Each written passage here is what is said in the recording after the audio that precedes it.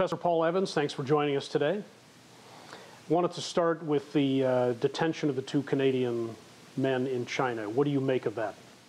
It's not a happy development. The idea of tit for tat, retaliations and these things, there's a danger that they can escalate. I think the big worry is that in this whole setting, we're getting into an era where hostage-like situations, taking people for political purposes, several countries are doing it. And this is not a step in a good direction. Do you believe the detentions were done in isolation? Do you believe they're clearly connected to the Meng Wanzhou case? Oh, I don't think it's coincidence. Madame Meng is an icon.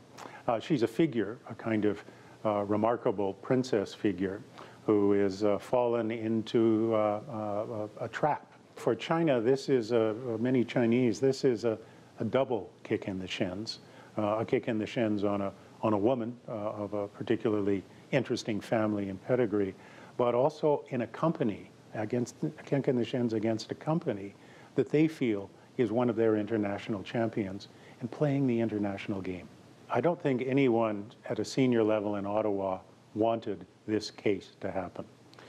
This is a hornet's nest that has been hit, that is harming Canada-China relations, and that is showing the delicacy of the Canadian position caught between Washington and China on a trade battle, on a technological battle, on a broader geopolitical competition. If the United States wanted to go after Madame Meng, wanted to do it, it could have chosen a much better place, particularly on its own soil, if she would visit.